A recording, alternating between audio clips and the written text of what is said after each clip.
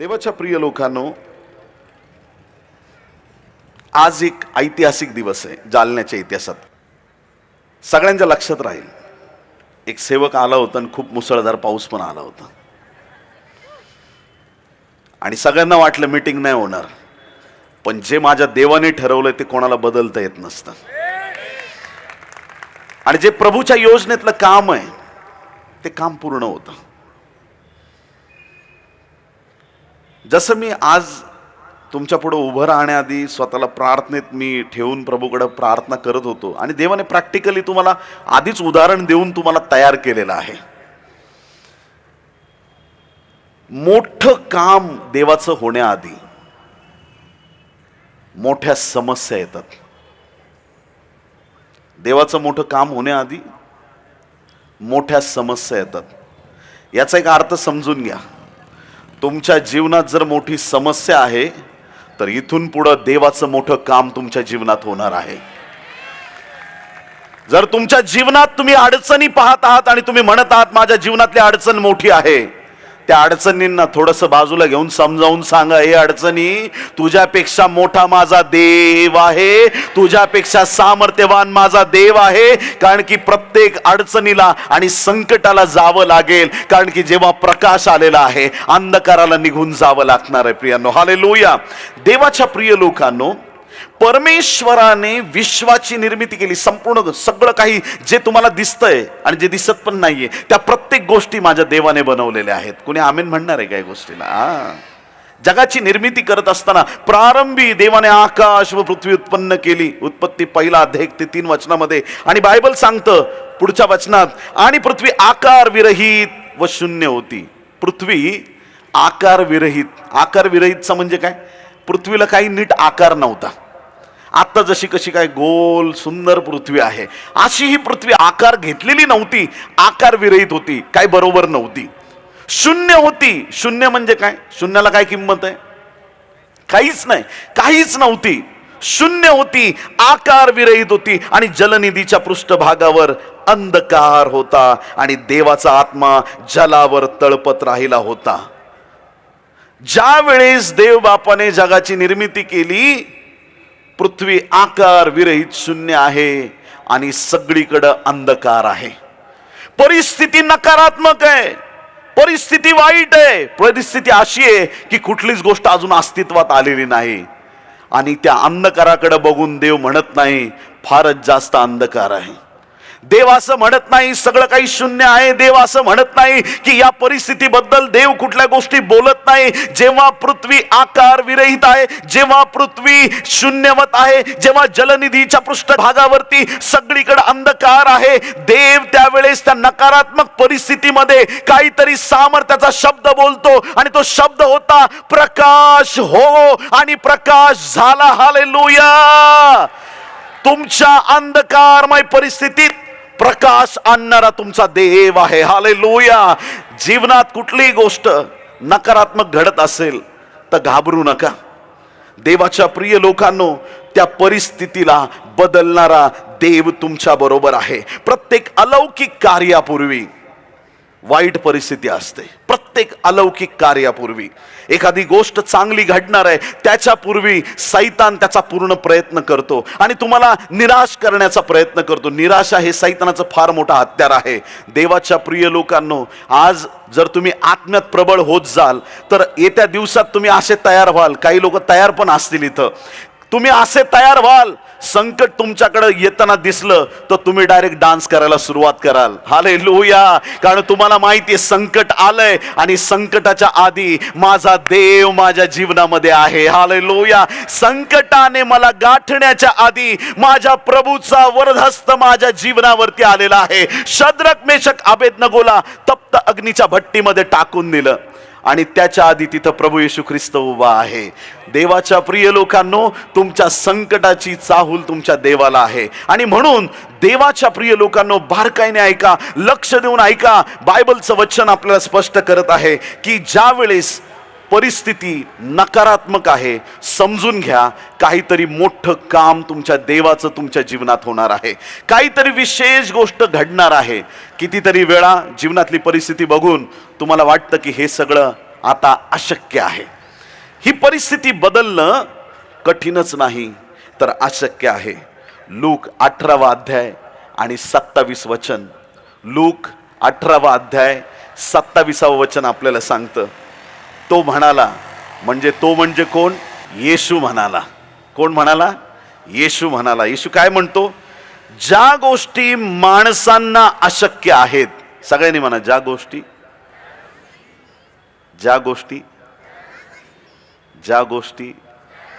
माणसांना अशक्य आहेत. एकदम हळू आवाजात बोला. ज्या गोष्टी माणसांना अशक्य आहेत त्या गोष्टी देवाला शक्य आहेत.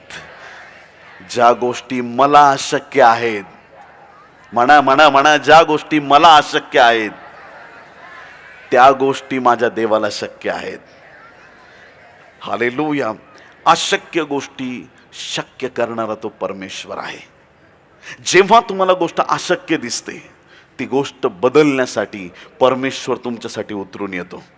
देवाच्या प्रिय लोकांनो, संपूर्ण मानव जातीचं पाप रद्द करण्यासाठी आणि तुम्हाला आणि मला स्वर्गाचा अनुभव देण्यासाठी, आमच्या तारणासाठी प्रभू येशू ख्रिस्त जगात आला. आणि ख्रिस्ताचं वधस्तंभावरील मरण ही काय एक साधारण गोष्ट नव्हती. एक सामर्थ्यवान गोष्ट त्या ठिकाणी घडलेली आहे. एक पॉवरफुल गोष्ट घडली. येशू ख्रिस्त वधस्तंभावरती मारला गेला. प्रियांनो, सगळी परिस्थिती नकारात्मक आहे. येशूने किती चिन्ह चमत्कार केले, येशूने किती जणांना तारण दिलं, किती जणांच्या जीवनात मार्गदर्शन केलं, किती लोकांसाठी अद्भुत कृत्य केलं, मुर्दे उठवले, आरोग्य दिलं, चिन्ह चमत्कार केले. अद्भुत सामर्थ्याने येशूने आपलं कार्य केलेलं आहे. ज्या दिवशी तो खेळलाय वधस्तंभावरती, तो बर्तिमय कुठे गेला? तो मरणातून उठलेला लाजर कुठे गेला? ती याईराची कन्या कुठे आहे? ते कुष्ठरोगी बरे झाले होते ते कुठे आहे? आणि सगळे त्याला सोडून गेलेले आहेत. शिष्यांची दाणादाण झालेली आहे. आणि देवाच्या प्रिय लोकांनो, ज्या वेळेस येशू वधस्तंभावर मारला त्या दिवसाची आठवण म्हणून आपण एक दिवस साजरा करतो. आणि त्या दिवसाला आपण काय म्हणतो? आपण त्या दिवसाला गुड फ्रायडे. गुड फ्रायडे म्हणजे उत्तम शुक्रवार. अनेक लोकांना प्रश्न पडतो की येशू मेला, आमचा देव क्रुसावरती मेला, मग त्या दिवसाला एक दुःखाचा दिवस म्हणून पाळलं पाहिजे. त्या दिवसाला एक दुःखाचा शुक्रवार म्हणून म्हटलं पाहिजे. तो दिवस म्हणजे एकदम यातनेचा, दुःखाचा शुक्रवार त्याला म्हटलं पाहिजे. पण आपण त्याला उत्तम शुक्रवार म्हणतो. देवाच्या प्रिय लोकांनो, त्या दिवशी उत्तम काय घडलं? जरी ख्रिस्त वधस्तंभावर मारला गेला, पण त्या दिवशी तो एकटा मारला गेला नाही. आमचं पाप वधस्तंभावरती संपलं. प्रियांनो, आमचे शाप क्रुसावरती संपले. आमचे आजार त्या वधस्तंभावरती वाहून नेण्यात आले आणि तुम्हाला आणि मला सुटका मिळाली. आमचं जीवन आशीर्वादित झालं. आमेन. आदाम आणि हवेने एदेन बागेमध्ये फळ खाल्लं. दैहिक गोष्टी आणि आत्मिक गोष्टी आम्हाला कळायला पाहिजेत.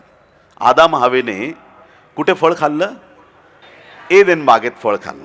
शारीरिक गोष्टीचा आत्मिक जीवनावरती झालेला दुष्परिणाम एदेन बागेत पाहायला मिळतो. आता ह्या गोष्टीचा पार्ट 2. आदाम हवेने फळ शरीराने खाल्लं, शरीर मेलं, आत्मा मेला, मृत्यू त्यांच्या जीवनात आला. जसं ते एक झाड आहे, तसं अजून एक झाड मला माहिती आहे नवीन करारातलं, आणि ते झाड म्हणजे येशू ख्रिस्ताचा वधस्तंभ. कारण गीत गाता ना तुम्ही, एकच फांदी कुर्स खांबाची, त्या फांदीवर वस्ती आमची. वधस्तंभ हे झाड आहे. यहुद्यांनी येशूला क्रुसावर का नाही राहू दिलं? संध्याकाळ झाल्यावर त्याला उतरवा लवकर खाली, कारण की झाडावर टांगलेला आहे तो शापित आहे. आणि वधस्तंभाला ते सुद्धा एक झाड समजतात. आता जसं एदेन बागेतल्या झाडाला पुष्कळ फळं असतील, परंतु वधस्तंभ या झाडावरती फक्त एकच फळ आहे, आणि ते फळ म्हणजे प्रभू येशू ख्रिस्त आहे. आमेन. वधस्तंभ काय? एक झाड आहे. आणि मेलेल्यातून उठल्यांमधला पहिलं फळ प्रभू येशू ख्रिस्त, असं बायबल आपल्याला सांगतं. येशू ख्रिस्त त्या झाडाचं एकच फळ आहे. ज्या वेळेस तुम्ही चर्चला जाता त्यावेळेस तुम्ही सहभागितेमध्ये सहभागी होता. तुम्ही ख्रिस्ताचं शरीर आणि ख्रिस्ताचं रक्त, ती भाकर आणि तो प्याला ज्या वेळेस पिता, तुम्ही प्रभूचा देह आणि प्रभूचं रक्त खाता आणि पिता. किती लोक आमेन म्हणणार आहेत? ज्या वेळेस तुम्ही प्रभूला खाता, प्रभूला ग्रहण करता, आणि ते कसं ग्रहण करता? आत्म्यामध्ये ग्रहण करता. किती लोक आमेन म्हणतील? येशूला तुम्ही स्वीकारलंय. कुठं स्वीकारलंय? आत्म्यामध्ये. सगळ्यांनी म्हणा, आत्म्यामध्ये. येशूला तुम्ही स्वीकारलेला आहे आत्म्यामध्ये. आणि त्याच्यामुळं काय घडलंय? आदामाने शरीराने पाप केलं, शरीराने फळ खाल्लं, आत्मा मेला. आम्ही आत्म्यात येशू नावाचं फळ खाल्लं आणि आमचा आत्मा जिवंत झाला, आमचं शरीर जिवंत झालं, आम्हाला तारण प्राप्त झालं आणि जीवनामध्ये आम्ही पाऊल ठेवलं. किती लोक आमेन म्हणणार आहेत? हालेलुया.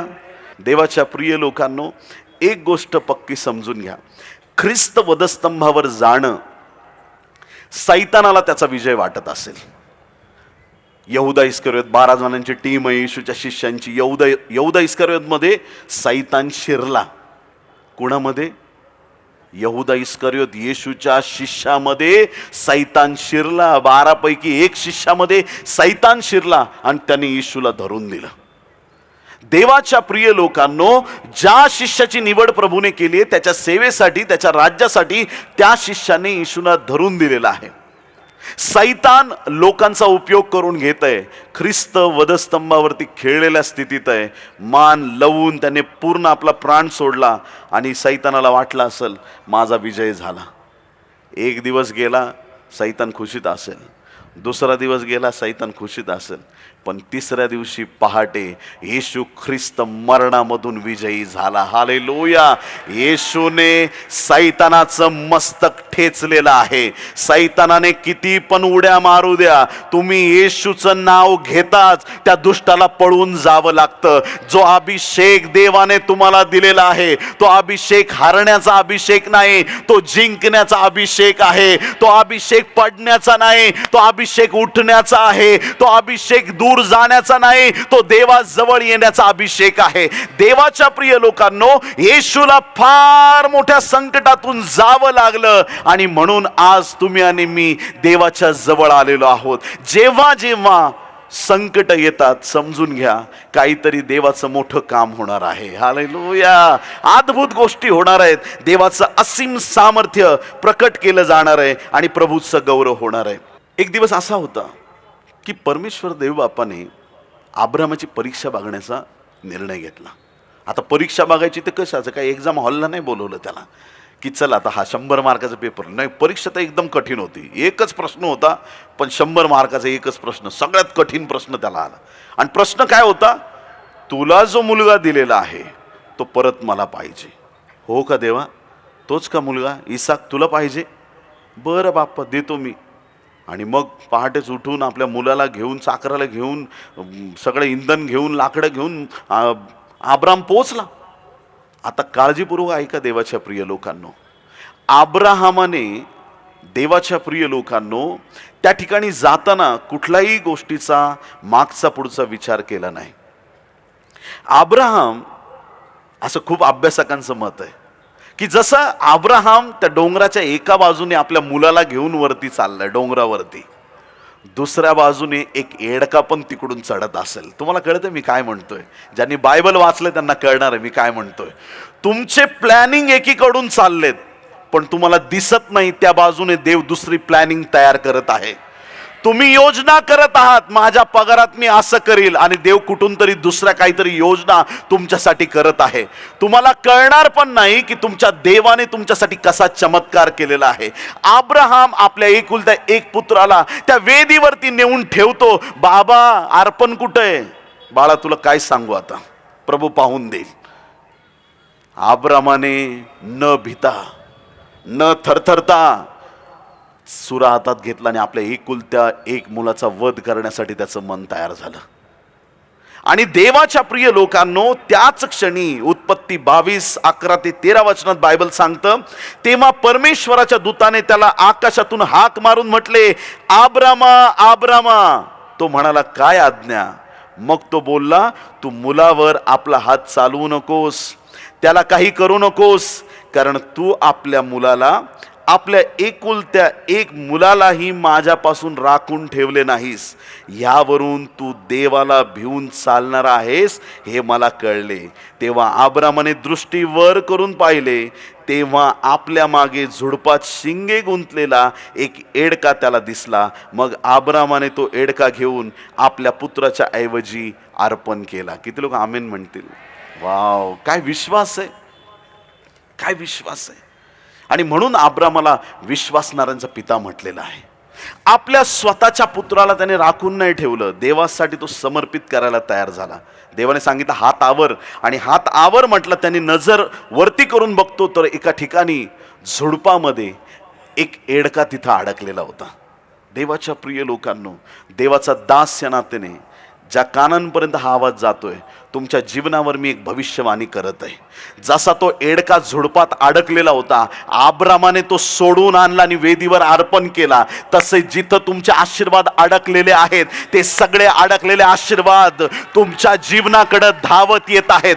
जिथं तुमचे आशीर्वाद थांबलेले आहेत, वर्षानुवर्ष प्रार्थना करत आहात, अनेक दिवसापासून वाट बघत आहात, तुमचा वाट बघण्याचा टाइम संपला आहे. कारण की आज देवाने योजना केली आहे, जिथं आशीर्वाद थांबलेत तिथून ते तुमच्याकडे येतील आणि तुमच्या जीवनामध्ये देवाचं गौरव प्रकट होईल. हालेलुया. अब्रामाने कधीच विचार केला नव्हता की मी इथं जाईल आणि तिथं मला परमेश्वर अशा प्रकारचं काहीतरी चमत्कार दाखवेल. जिथं अपेक्षा नव्हती अशा झुडपामध्ये त्याला एडका सापडला आणि ते अर्पण त्याला देवाला देता आलं. ती वेदी रिकामी राहता कामा नये ही देवाची इच्छा होती आणि परमेश्वराने त्याची योजना पूर्ण केली. देवाचं गौरव असो, प्रभूला धन्यवाद.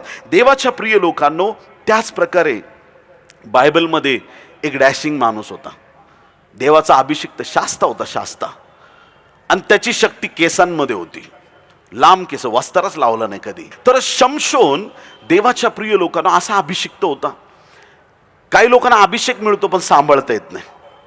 अभिषिक्त लोकांनी स्वतःला सांभाळलं पाहिजे. किती लोक आमेन म्हणणार आहेत?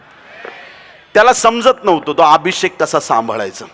त्याला समजत नव्हतं की एक अभिषिक्ताने किती महत्वाचं लाईफ देवाकडून प्राप्त केलंय. त्या लाईफचं, त्या जीवनाची डिग्निटी आम्हाला कळाली पाहिजे. ते जीवन किती मूल्यवान आहे हे कळायला पाहिजे होतं, परंतु शमशोनाला नाही कळत आहे. आणि शमशोन असाच सैरा वैरा इकडं तिकडं फिरतो. आता एक दिवशी काय झालं, त्याला एक मुलगी आवडली. आणि मुलगी आवडली, आता आजकालच्या लेकरावरूनच तुम्ही बघून घ्या. हालेलुया. काही बरेच लेकरं जे प्रार्थनेत नसतात, आईबापाचं ऐकत नाही. मम्मी सांगते बेटा ती मुलगी आपल्या घराला शोभणार नाही दादा, नको करू ती मुलगी. तो म्हणतो मी जहर खाईन, मी मरून जाईल, मला तीच पाहिजे. घे आता तुझ्या डोक्यावरती, आता तेवढं तिचं भरलंय भूत, आता कर तुझं लग्न. आईबाप करून देतात. आणि नंतर ते लेकरं आईबापाला म्हणतात मम्मी तू बरोबर बोलत होती, अरे आई आहे तुझी, बाप आहे तुझा, बरोबरच बोलणार, तुझं कधी वाईट करणार नाही. देवाच्या प्रिय लोकांनो, जोपर्यंत कान उघडे ठेवून ऐका, आई बाप तुमच्या लग्नाला परमिशन देत नाही, त्या लग्नाला होकार देऊ नका.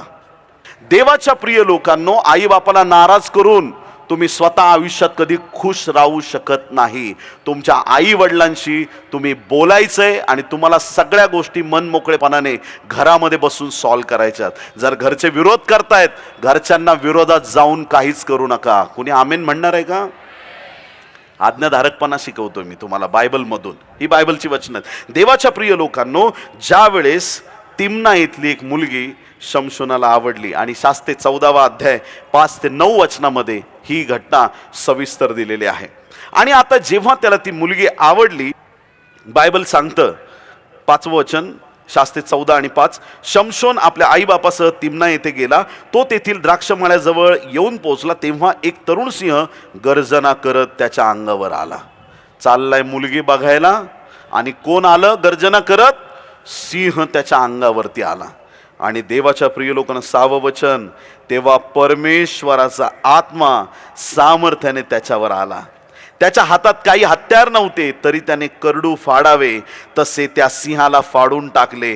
तथापि आपण काय केले ते त्याने आपल्या आईबापाला सांगितले नाही. आमेन.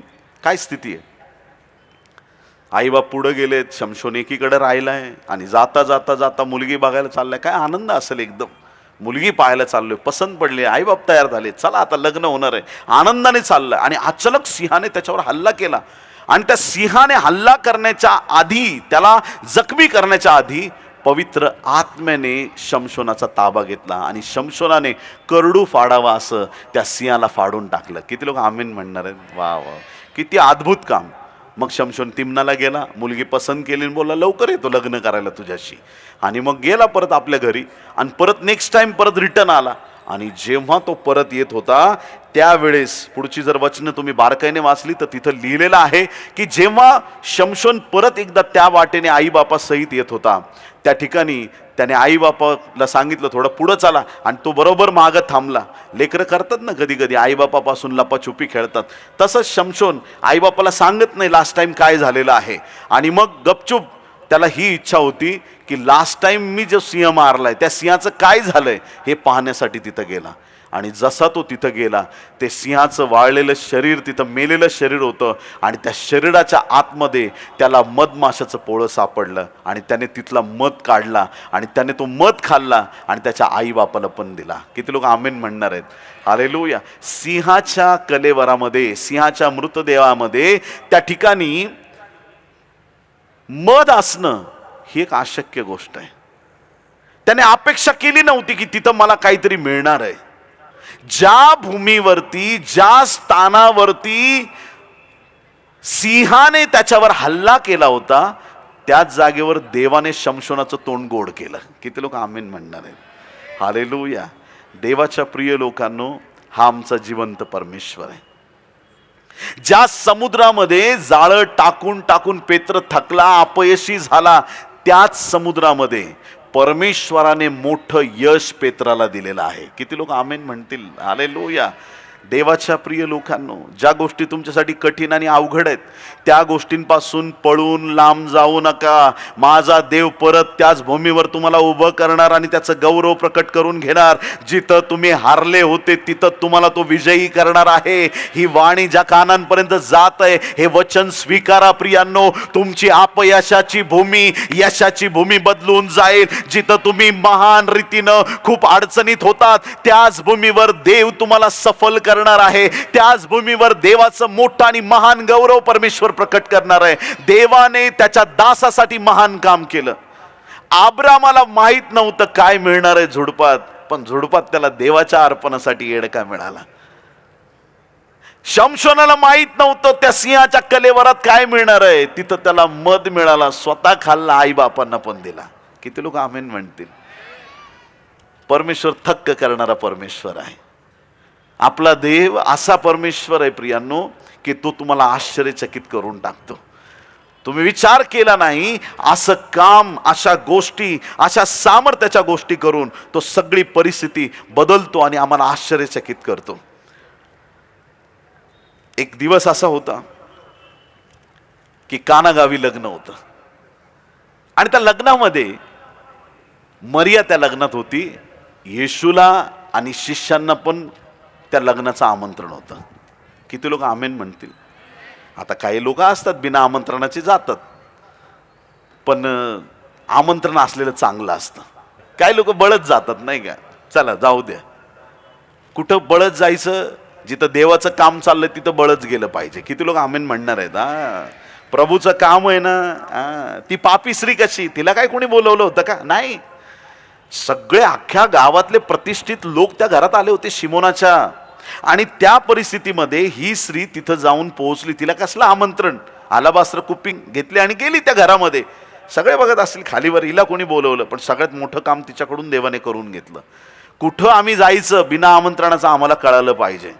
येशूला आणि शिष्यांना आमंत्रण आहे, ते गेले, पोहोचले तिथं लग्नात.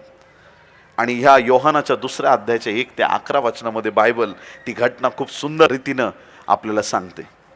3 वचनात म्हटलेलं आहे, मग द्राक्षरस संपला तेव्हा येशूची आई त्याला म्हणाली, त्यांच्याजवळ द्राक्षरस नाही. आता येशूची आई येशूकडे का आली? अजून तर येशूने चमत्कारांना प्रारंभ केलेला नाहीये. येशूची आई येशूकडे का आली हा विचार आपल्या मनात आला पाहिजे. द्राक्षरस संपलाय तर जे त्या घरचे लोक आहेत त्यांच्याकडे जायला पाहिजे. ज्यांनी भोजन कारभारी आहे, ज्यांनी पूर्ण जेवण अरेंजमेंट केलंय, बाबा रे तू का बरं एवढा लवकर द्राक्षरस संपवला, तू व्यवस्थित प्लॅन केलं नाही का, त्या लोकांशी बोलायचं. ज्यांच्या लग्नातलं काही संपलंय त्यांच्याकडे जायला पाहिजे. एखाद्याच्या लग्नात आपण गेलो आणि आपल्याला कळलं आईस्क्रीम संपलंय, मग आपण म्हणतो का असं, हे घे बाबा 10,000 रुपये, जा काही आईस्क्रीम घेऊन ये दुकानातून. अरे दुसऱ्यांच्या लग्नात गेला, आपल्याला काय करायचं, ते लोक बघून घेतील आणि ते आणतील आईस्क्रीम आणतील, नाही तर काय करतील त्यांचा प्रश्न. पण दुसऱ्याची समस्या मरियेला ती स्वतःची वाटली, त्यांचा द्राक्षरस संपलाय. देवाच्या प्रिय लोकांनो, हे देवाचं मन देवाने त्याच्या लोकांमध्ये दिलेलं आहे. जेव्हा दुसऱ्यांचा प्रॉब्लेम तुम्ही स्वतःचा समजून प्रार्थना करता, अद्भुत गोष्टी घडतात. योबाचं दुःख कसं पालटलं याच्या मागे पण रहस्य आहे. योब 42:10 मध्ये बायबल सांगतं, योबाने आपल्या मित्रांसाठी प्रार्थना केली आणि योबाचं दुःख आनंदात बदललं. प्रियांनो, इतरांसाठी प्रार्थना करण्यामध्ये आपली बंधनं तुटतात, आपल्या जीवनातल्या अडचणी निघून जातात, आणि म्हणून इतरांसाठी आम्ही प्रार्थना करणं गरजेचं आहे. मरियेला वाटलं प्रॉब्लेम त्यांचा आहे, पण आपण सोल्युशन काढलं पाहिजे. आणि तिला एकच माहिती आहे, या लग्नात खूप जण आलेत, पण एकच जण आहे जो चमत्कार करू शकतो. तिला माहिती आहे कुमारी कशी एका बाळाची आई झालेली आहे. तिला माहित आहे की देवाची योजना जगामध्ये कशी प्रकट झाली, दिव्यदूत कसा आला, दिव्यदूताने काय सांगितलं, इम्मानुएल आमच्या सानिध्यात देव. तिला माहित आहे देवाची वचनाने हा कोण आहे, हा माझा नाही, हा देवाचा पुत्र आहे. तिला माहित आहे, हालेलुया, स्वर्गातून आलेला देवाचा एकुलता एक पुत्र आहे, आणि म्हणून ती त्याच्याकडे आली आहे. द्राक्षरस संपलाय. येशू ख्रिस्ताने छान उत्तर दिलं तिला, आणि येशू ख्रिस्त तिला म्हणत आहे, बाई याच्याशी तुझा माझा काय संबंध, माझी वेळ अजून आली नाही. तुझा माझा संबंध म्हणजे येशूने चमत्कार करावा मरियेने नाही सांगायचं, स्वर्गाच्या पित्याने सांगितलं पाहिजे. हालेलुया, देवाने सांगितलं पाहिजे. येशूने चमत्कार करावा हे देव पित्याने सांगितलं पाहिजे, ह्याच्याशी तुझा काय संबंध. आणि मग पुढे मरियेने फार विश्वासाने चाकरांना सांगून टाकलं, हा जे काही तुम्हाला सांगेल ह्याचे तुम्ही ऐका. किती लोक आमेन म्हणतील. तो काय सांगणार आहे ते करा. येशू जे सांगेल ते करा. चाकरांना सांगितलं. येशू तिथं आहे आणि मरिया सांगते ह्याचा ऐका. आणि जसे ते चाकर प्रभूकडे आले, प्रभूने त्यांना सांगितलं, रांजण पाण्याने भरा. किती लोक आमेन म्हणतील म्हणा. रांजण पाण्याने भरा. तुम्ही साध्या गोष्टींनी भरा, तो त्या साध्या गोष्टींना अलौकिक गोष्टीमधले बदलून टाकेल. हालेलुया. तुम्ही साधी कामं करा, तुमच्या साध्या कामांना तो मोठं रूप देऊन टाकेल. तुमच्या छोट्याशा हालचालींना दैवी स्वरूप प्राप्त होईल. तुम्ही रांजण पाण्याने भरा, तो पाण्याचा द्राक्षरस करील. तुम्ही कबरेवरची धोंड बाजूला करा, तो मेलेल्या लाजराला बाहेर काढेल. तुम्ही छोटीशी कामं करा, मोठी कामं तो तुमच्यासाठी करणार आहे. हालेलुया.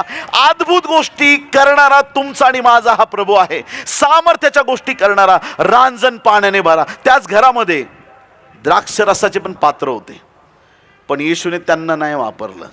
कोणी आमीन म्हणणार आहे का. घमंड केला ना की देवाला आवडत नाही. किती पण मोठे व्हा, देवाच्या राज्यामध्ये खूप पुढं जा, पॉलिटिक्समध्ये पुढं जा, शिक्षणात पुढं जा, पैशा पाण्यात पुढं जा, सेवेत पुढं जा, खूप पुढं जा, पण घमंड करायचा नाही. लीन आणि नम्र राहायचं. देव त्यांना आशीर्वादित करतो. आता ते घरातले भांडेत आणि हे काय बाहेर एंट्रीला ठेवलेले भांडेत सगळे. रांजण शुद्धीकरणासाठी, हातपाय धुण्यासाठी बाहेर ठेवलेत, आणि त्यांनी कधी पाण्याशिवाय दुसरं काहीच बघितलं नाही. ज्या दिवसापासून त्यांना बनवलंय त्यांना पाण्यासाठीच बनवलंय, आणि त्यांनी पाण्याशिवाय दुसरं काही पाहिलं नाही. आणि जे बुधले द्राक्षरसाचे त्यांनी द्राक्षरस सोडून दुसरं काही पाहिलं नाही. Hallelujah, praise the Lord. ते घमंडमध्ये बसले असतील, आम्ही द्राक्षरसाचे बुधले आहोत, आणि बाहेर हे काय, आम्ही पाण्याचे रांजण आहोत, आम्ही शून्य आहोत, आम्ही काही नाही. अरे तू शून्य नाही, तुला किंमत वाढवणारा तुझा देव आज या घरामध्ये आलेला आहे. जे स्वतःला शून्य समजतात त्यांना उंच करणारा देव आज या घरामध्ये आलेला आहे. तो परमेश्वर तुझ्यासाठी महान काम करणार आहे. आज जे हारलेल्या स्थितीत आहे, स्वतःला शून्य समजत आहे, प्रभू तुम्हाला भरणार करणार आहे. त्याच्या सामर्थ्याने तुमच्या जीवनात तो महान काम करणार आहे. ज्या वेळेस तुम्ही स्वतःला शून्य समजता, ज्या वेळेस तुम्ही म्हणता की या घरात माझी किंमत नाही, तुमची किंमत वाढवणारा तुमचा देव आज रात्री या ग्राउंड वरती उतरलेला आहे. तुमचं जीवन आशीर्वादित करणारा, तुमचा इतिहास रचणारा, तुमच्या जीवनावरती कृपा करणारा देव आज रात्री इथं उतरलेला आहे. रांजणांना माहित नव्हतं पुढं काय होणार आहे, पण येशूने आधीच ठरवलं होतं की या रांजणांचा आज इतिहास रचला जाणार आहे. किती रांजणं होती? 6 रांजणं होती. 7वा रांजण प्रभू येशू ख्रिस्त आहे. का म्हटलं मी एवढं धैर्याने? 7वा रांजण येशू का? 6 रांजणातला द्राक्षरस कानागावचे लोक पिले. 7व्या रांजणातला द्राक्षरस आम्हाला, तुम्हाला, जालन्याच्या लोकांनो, त्या द्राक्षरसाने तुम्हाला धुवून शुद्ध केलं आहे. ते येशूचं रक्त आम्हाला स्वर्गात नेणार आहे. ते येशूचं रक्त आमच्या सर्व पापांची रास झाकणार आहे. ते येशूचं रक्त आमच्या जीवनासाठी आशीर्वादाचं काम करणार आहे. हालेलुया. हे रक्त सगळ्यात मूल्यवान आहे. हे रक्त पातक्याचं जीवन पवित्रतेमध्ये बदलणारं रक्त आहे. हे रक्त मानवी रक्तासारखं पापमय नाही. हे देवाच्या एकुलत्या एक पुत्राचं रक्त आहे. या रक्ताने वंश विकत घेतले आहेत. या रक्ताने सर्व भाषा विकत घेतल्या आहे. या रक्ताने संपूर्ण जगाला त्याच्या सामर्थ्याचा स्पर्श केला आहे. या रक्तामध्ये देवाची प्रीती आहे. हे रक्त देवाच्या सामर्थ्याचं रक्त आहे. हे रक्त नव्या कराराचं रक्त आहे. हे रक्त जिवंत आहे. हे रक्त सामर्थ्यवान आहे. हे रक्त अपयशी लोकांना यशस्वी करणारं रक्त आहे. हे रक्त हरलेल्या लोकांना विजयी करणारं रक्त आहे. हे रक्त मातीमध्ये असलेल्या माणसांना स्वर्गाची वाट दाखवणारं रक्त आहे. हालेलुया. सोने रुपे माझ्याकडे काही नाही, पण जे माझ्याकडे आहे ते मी तुला देतो. हालेलुया. पेत्र म्हणत आहे आज तुमच्याकडे येशूचं रक्त आहे.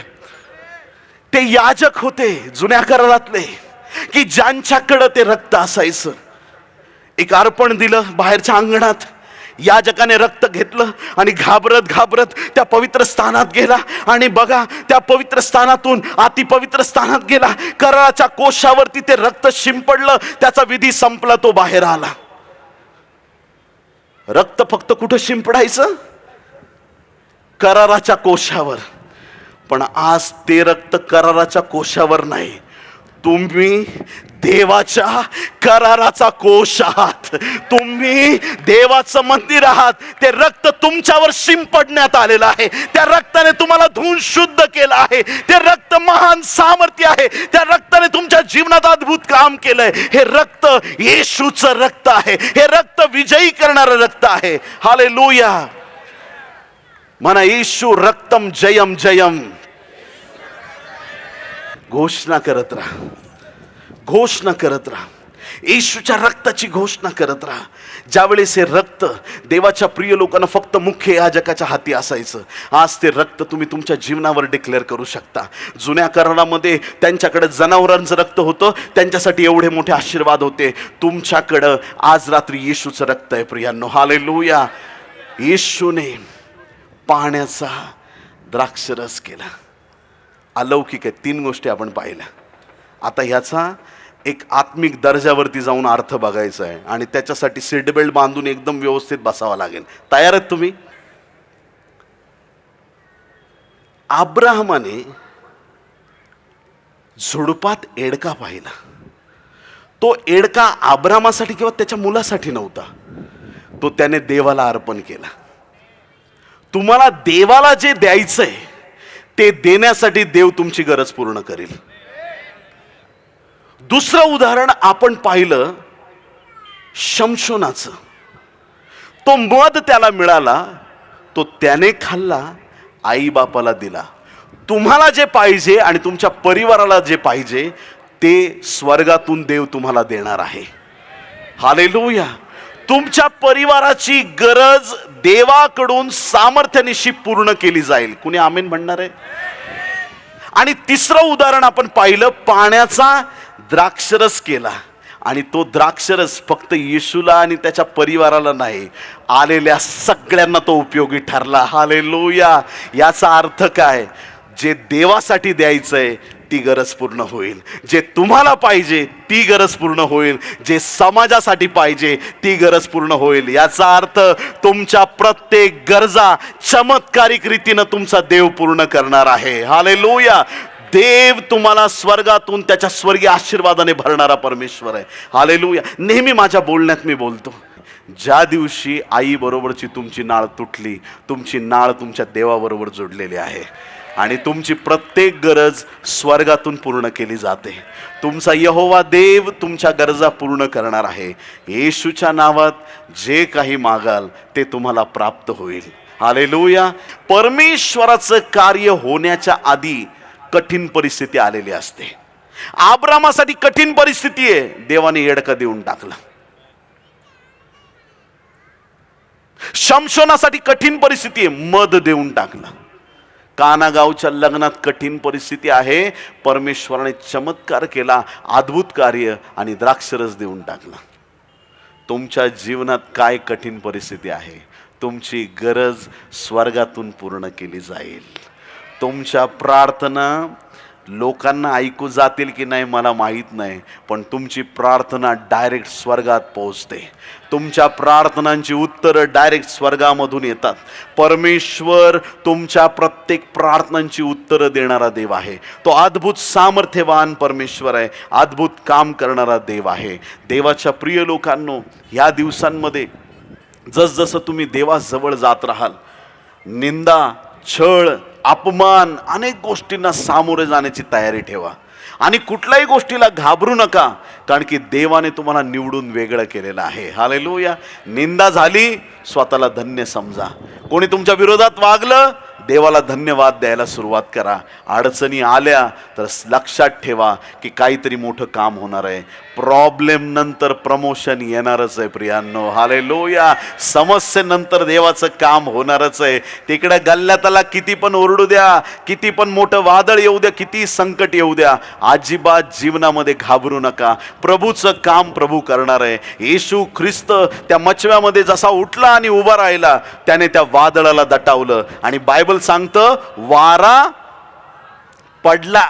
सगळ्यांनी म्हणा, वारा पडला. काय चमत्कार आहे.